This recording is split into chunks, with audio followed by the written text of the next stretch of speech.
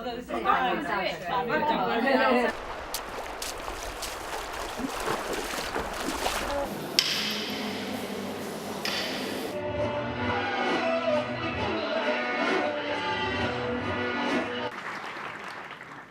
Kate Priestley.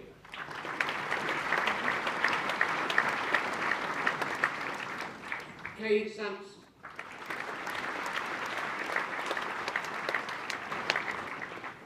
Samantha Quinton.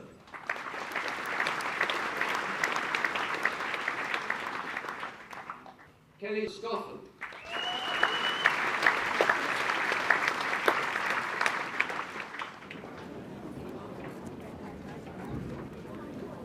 Shoes, really, they're kind of essential to our everyday life.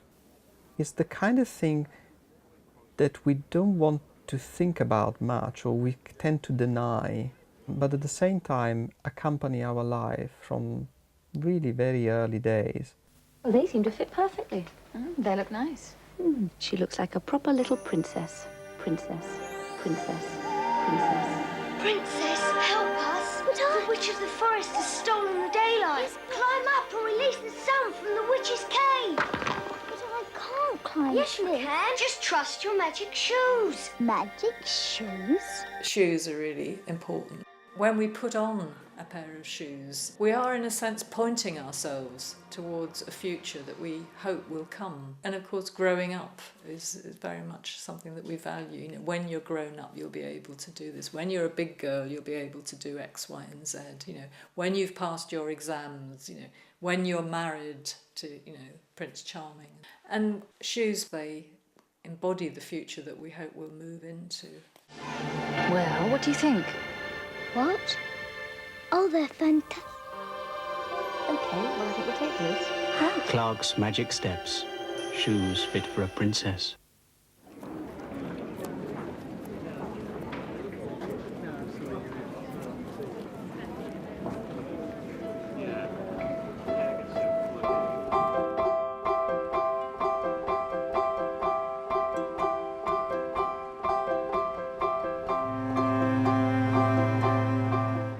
in my head, I don't think people see my shoes and that somehow they're invisible. And one of my feet is very small and has got like a prosthesis on it, and I was born like that, with just really a heel and one large toe, so it's actually a sort of child-sized foot. Obviously, the state of your feet and what shoes you can wear has had quite a big impact on my life and what I do. As a young person, I used to avoid going to friends' weddings because I couldn't wear the right shoes and wear the right outfit.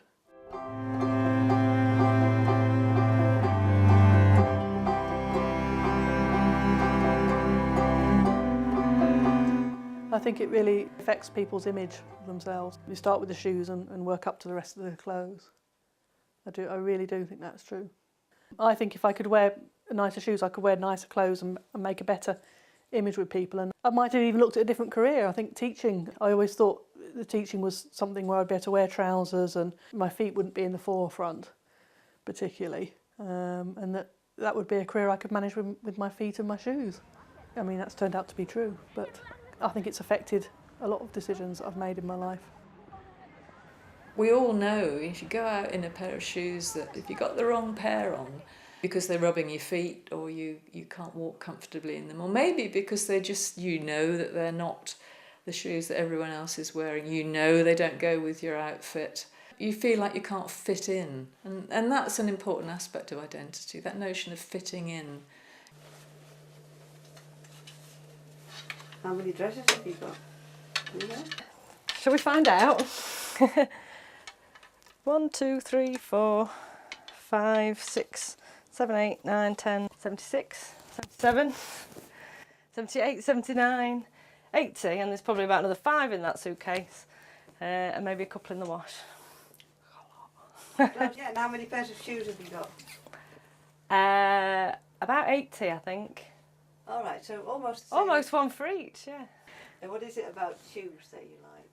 Oh, that's the million-dollar question, isn't it? Some women like handbags, don't they? And some women like jewellery, and some women like hats. I kind of like all those things, but shoes the most. Putting a good pair of shoes, it makes you feel good, that's for sure. The shoes that you're wearing can change the outfit that you've got on. So if I was wearing this outfit with a pair of flats, it would be more casual, slightly more casual than if I was wearing it with these, which are the next step up in my shoe hierarchy. But then if I was wearing it with something like that, I would feel even more dressed up. The important things about shoes is that obviously what you wear in an outfit tells people about you, tells people something that you want them to know about you. So you can use your clothes to give off a certain image of yourself. And also in some situations you're restricted in what you wear. So for example, you have to dress a certain way for work perhaps.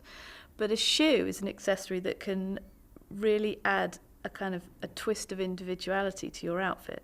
So you don't have to go all out and wear pink, but you could wear a pair of shoes that has something small about it, a small detail, a sort of twist, something special about it that only you might know about, but it expresses your personality.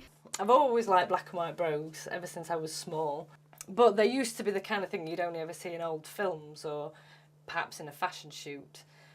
And the first pair I ever saw in real life was this pair here, which were from Zara.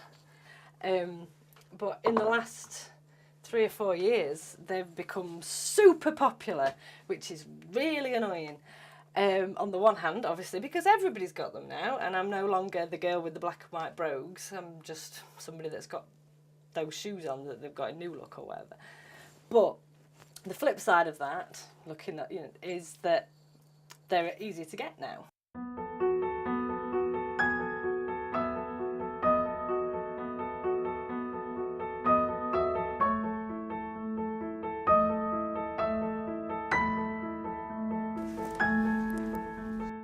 I hardly ever seem to be able to get shoes to fit properly. It's really quite a struggle. So when a sort of pair of shoes is worn out and I think to myself I need a new pair, I know it's going to be a struggle to find something to fit. I tend to just feel dead and I tend to just go to one place and just get it over and done with, somewhere I think I can buy shoes.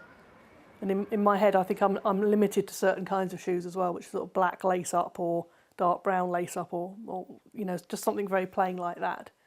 You don't find shoe shopping stressful particularly? Or? No, it's just something that I don't really do. I do it online. I like the fact that the choice is limited rather than going into a shop and there's too much to choose from. And I also like the fact I don't like having the same thing as everybody else. So if I go into, say, Primark and I see a pair of shoes that I like and I think, oh, they're a tenner, that's not bad. And then I think, yes, but there will be literally thousands of other people with the same shoes. And it kind of puts me off a bit. But then if I find the same shoes in a charity shop for £2.50, I think, yes. So I don't mind. I'm quite happy to have a bargain. But I like to be a bit individual. People want to fit in, but they also want to be seen as themselves. And I think that tension, and it's different for different people. Some people love the spotlight and are said to us, I am actually a bit of a show-off, really. Other people are very keen to go with the flow, look like everybody else. When I had National Health Service shoes, you used to have to go to the hospital in St Albans to kind of order a new pair, if you like. And used to choose the leather colour, so there were like 4 colours of leather. And I remember once I must have kind of been breaking out into an anarchist phase or something, wanting red, and my mum could not believe it, and she was like, no, you're not having red, you're not drawing attention to your feet. And telling the doctor that I couldn't have red, so that I could choose brown or black. so that was, I didn't really have a choice about the colour of my shoes then.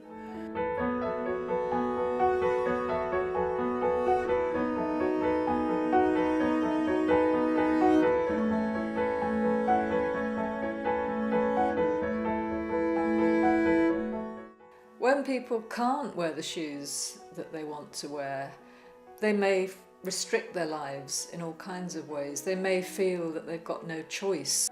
And for some people that feels like a huge lack. We all value choice.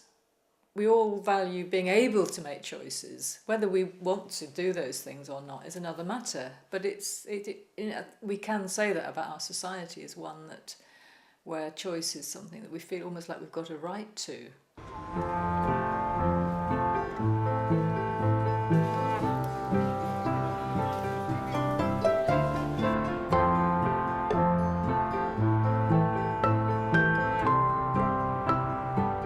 is the idea that there is a right of choice.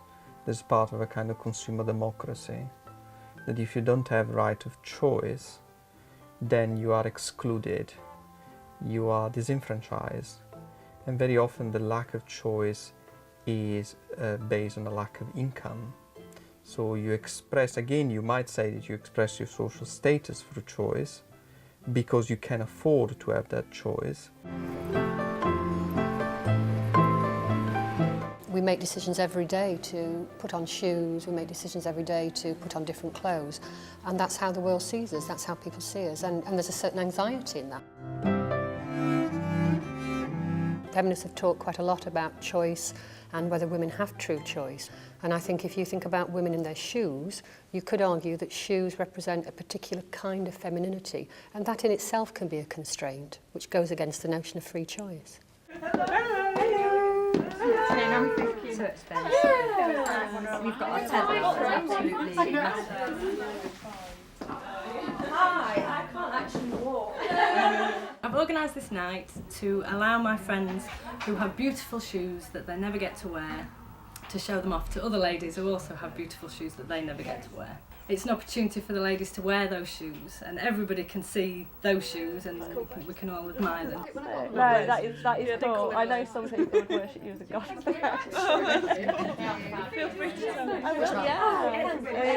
It was a cool. There is this idea that status is represented by a lack of mobility. The more you have an impediment to your mobility, the higher is your status. Because you're not engaged in a physical activity, you're not engaged in a manual type of labor, and therefore you can afford not to be able to walk. So you brought some different shoes? I've brought two of my most favourite pairs that I don't get to wear anymore because I just wear practical shoes these days because I don't get out much. Did you used to wear them when you went out? Yes, and then I got children, so everything more practical than 6-inch. The other example that we might give about this relationship between high heels and status is the pianelle. The pianelle are these platform shoes, they're beautiful objects, and they're worn by ladies of a certain social status, in particular in places like Venice, but also other Italian cities in the late 16th and in the early 17th century. Sometimes they're really quite gigantic. We're talking about 30 inches, but on average they're about 10, 15, maybe 20 inches. The problem there is how you walk in them, because in order to walk you need to have a servant or someone helping you. We're going to have to carry you to the taxi. I'm going over. It makes it very difficult, so much so that there is a long discussion in the Venetian Senate in which they talk whether pianelle should be banned because, for instance, pregnant women can fall down and injure the child and so on. And one of the senators says, absolutely not, we should encourage them so that we keep all of our women at home because they cannot go out. I did use them for a product shot, and that's it. The intention was I was going to lose lots of weight so that I could wear them without crippling myself. Needless to say, that hasn't actually happened. The opposite side of not having choice is actually thinking about, as consumers, in some ways we actually have more choice. We have more access to buying shoes than ever before on the high street. And that notion that buying shoes in a way takes us away from the mundane. It allows us to enter an extraordinary world, and it's a life which shoes can embody. Even if one doesn't wear the shoes that one's bought, it doesn't matter. They're there in a box, or they're there to look at and get pleasure from.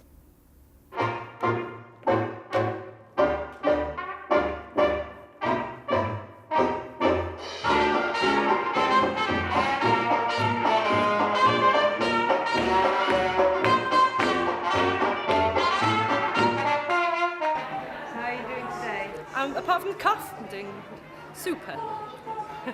I love Burly Q, it makes me happy to be here. It's going to be a good show. And yeah, I'm in a good mood.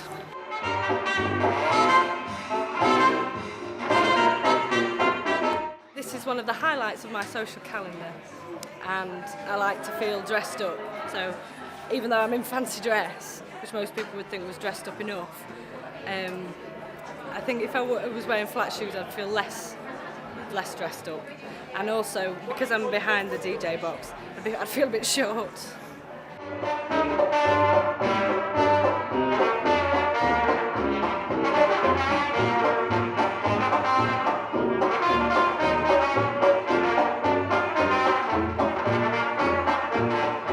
What I love about these is that they're very comfortable. They've got a nice blocky heel, so they're quite comfortable, and they've got the round toe, so they've got them all. And I love T-bar and they're gorgeous. Mary Jane style very comfy.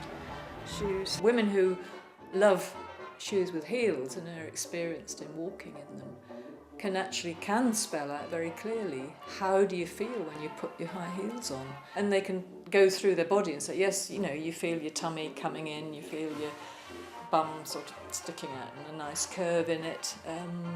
You feel confident, you feel as if all your clothes look loads better. The whole thing feels very empowering. If you're wearing heels, you become aware of your feet and of your spatial existence, and you become more conscious of your physical presence and how you move. So if I'm aware of the fact that I've got heels on, it makes a difference to how I perceive myself, I suppose, and how I present myself as well.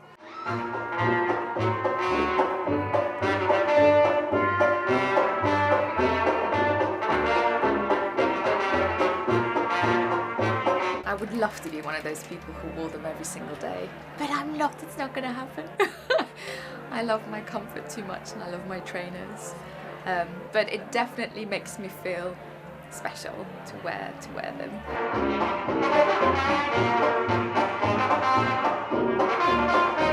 Yesterday I did a gig and I brought the wrong shoes and it really threw me. Did it? Because it affects your posture and everything. Your physicality, Really and then I have one character who I wear with no shoes and I love doing her because I like to be flat. I can feel the floor more. Yes. Because it can destabilise your kind of centre of gravity, can't it? Yeah.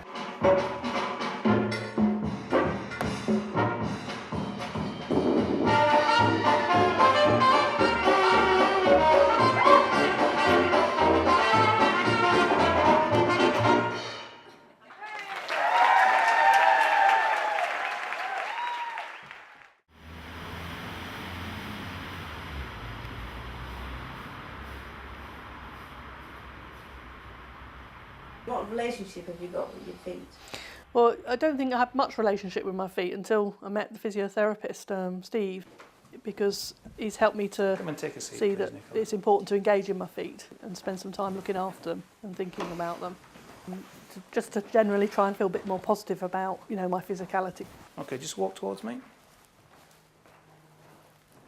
When I first went to him, I really did think I would not be walking at the age of 50. That I would be starting to move into a wheelchair or crutches and things like that. Well, I'm 50 in 3 months' time, so obviously that's not going to happen. And I was actually quite scared of that. And now I don't think about that at all because of how positive he is. I think he recognised that I wasn't engaging in my feet at all. I just didn't think about them. So I wasn't thinking about my walking particularly. We have different strategies to walk with. We use our feet and ankles to balance, but we also use our hips and trunk. And what our brains can do very quickly is we can move between a top hip strategy and an ankle strategy.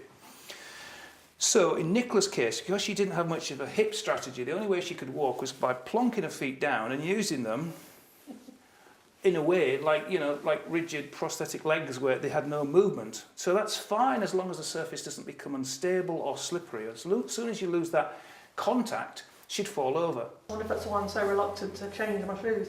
Yeah, because when you're changing shoes, because you've only got one way of using your shoes, you've learnt that. For you to wear another pair of shoes is a big issue, whereas we can... Yeah, because it means you're not just changing your shoe, you're changing your body's representation of your body and your brain's representation of your body and how you use the thing. Going to new shoes means it becomes much, much harder to just go from this shoe to that. So that would make sense why you don't like to change your shoes. No, I don't. No. But I think the way Nicola's doing with her feet and things, in the near future, there's no reason why she wanted to do. It depends on what you want to do in terms of something different colour at least. That would be good, wouldn't it? A different colour. Because That'd be wild, really wild. Go wild, just go wild. You could just change the colour. There's a really big link between confidence and footwear, definitely. And so it could be that you're confident going out for the night, that you look as attractive as possible, or it could be that you feel taller, it could be that you feel more appropriately dressed and more powerful. It could be that you're going to a wedding and that you don't want to look frumpy compared to everyone else. And I think shoes help provide that balance. They help you feel like you're fitting in and looking as good as you can.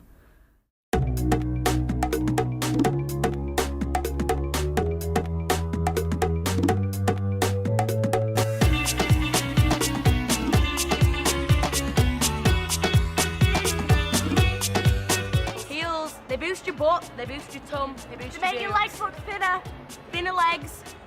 And they make me look classy. I think they find it good to wear heels because women want to feel taller than men. The prettier the better and the higher the better. Because they make your bum look good. I still wear heels even though I've got a boyfriend. But what do you think? Well, I ain't got a boyfriend and I don't wear heels.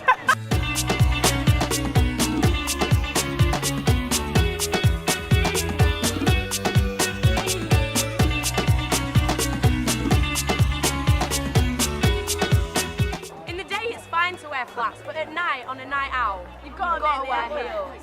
You do. I can't go to town if I'm not in heels. If you want to pull, you wear heels. If you've already got a boyfriend, you wear heels because you don't want to feel like you're going underdressed. Yeah. And you want to impress him as well as everyone else. As every other guy in there.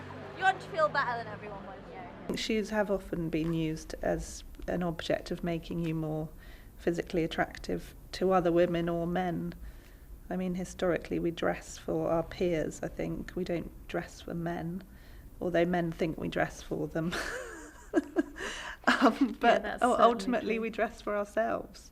If I go out and I'm dressed up and nobody ever tells me that I look nice, it's a fail. That's a bad outfit, and I'd start going, what's wrong with me? Do I look all right? And start getting really paranoid.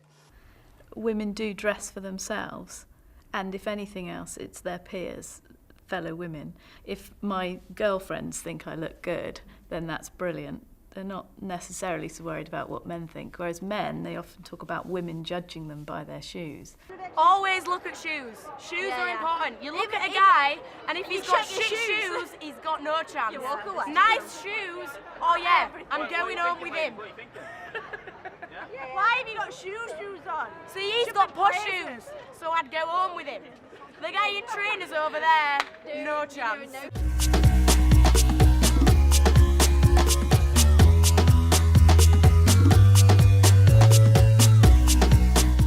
In some ways, you could argue that women do dress to get a man. Into town on a Friday night, put a pair of heels on and snare the man of your dreams.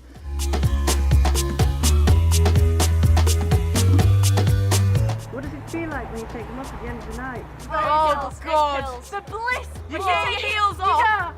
Oh. But it's worth it. It's worth it. You have to wear them. Worth it for the night out in heels. Yeah, it really is. The relationship between comfort and fashion, it's a difficult relationship, and between the two, fashion always wins. It clearly goes back to the fairy tale, of course. Cinderella's sisters decide to have in one of the versions, decide to have their toes cut out in order to fit into these impossible shoes. Whosoever this slipper can wear, my throne will share.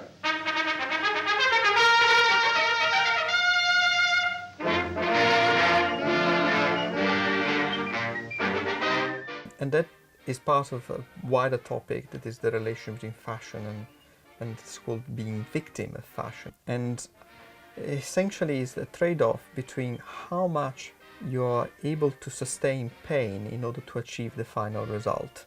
Because you think that the result is so important, then all the pain in the world will be acceptable.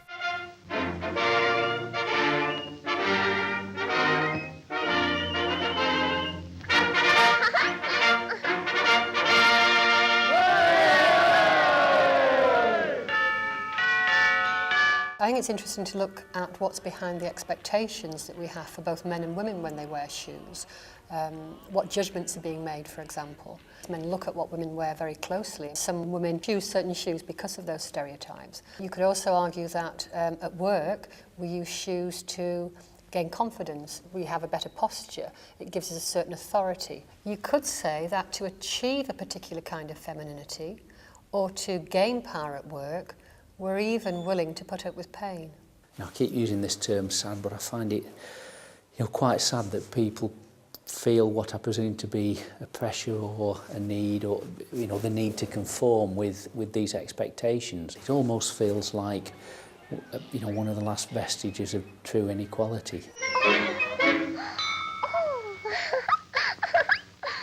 You may perceive that it's making you more attractive in one way, but to examine the long-term damage that will be caused to your feet, a certain part of your body will be made to be more unattractive than it is now if this is used persistently. Very regularly, in fact all too regularly, a number of people don't listen and end up with very serious problems.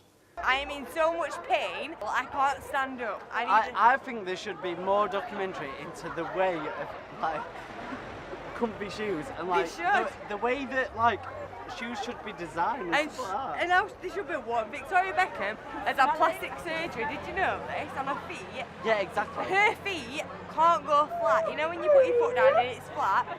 She's had plastic surgery, so her foot goes like that, like but a heel. The way that I so think... she don't find no, it no, but hang on, right?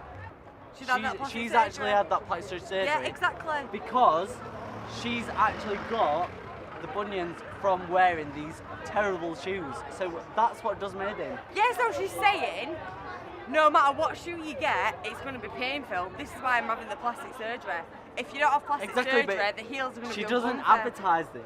She doesn't. You have to know this by secret. You have to Google this shit. My wife over the last couple of years has gone out and bought shoes when I wasn't around because she didn't want my particular help, and she purchased what I would describe as not healthy footwear, and she is now suffering to a minor extent as a result of this. And my wife's fully aware of the consequences of poor footwear. She's fully aware of the value of wearing healthy footwear, yet still wanted to go out and purchase these. So there's some sort of pressure on people, society dictates.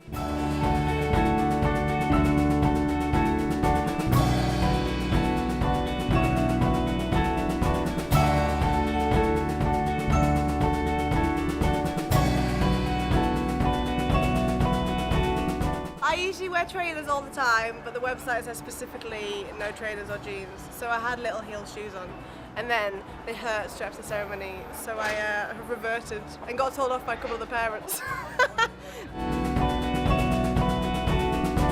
This was the shoe, Primark's own. Yeah, they're not a very big heel, but I don't wear them, so I couldn't cope with them for more than 2 hours. What about you? Do you wear high heels? No, I make a point of not buying things I can't run in, because you never know when you might need to run somewhere. I'm laughing, but that is actually my criteria for buying clothes. I won't actually buy it. It's like, what if I'm walking home and I suddenly need to break into a run? It's not going to happen.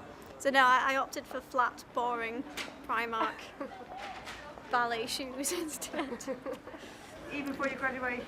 Even for my graduation.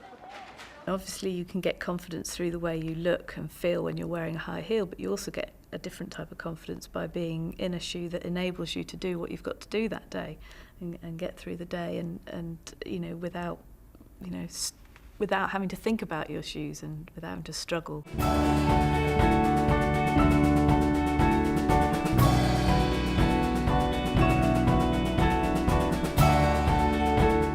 Life doesn't stand still. We're always setting out different places. That's how we expect our lives to be. We expect to go out and do different things.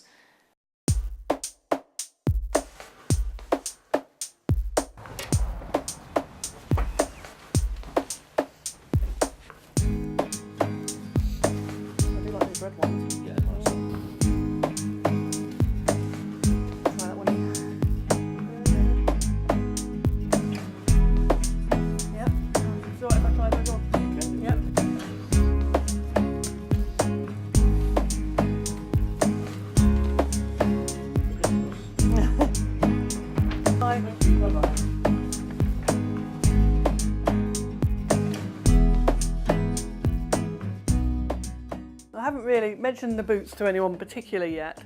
The plan is to try them out when I go out for a Christmas meal with some friends that I've got, to wear them then and see. That'll be my first trip before I actually wear them all day somewhere. I don't quite know, how that will be.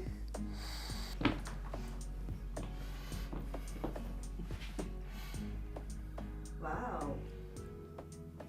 It does look different, doesn't it? It does look. It looks neater and tidier, isn't it? Yeah, I feel like just a normal person when I'm wearing them. Yeah. Yeah, whereas with it, I'd say the other, it's just all become baggy and untidy, and I feel like a bag lady all the time walking around. So I hope that they do work out. And how does it make you feel when you sort of now wearing these? I'm standing up straight. Yeah, I feel sort of like a normal, normal female member of the world, really, a smarter one. That makes me feel more confident.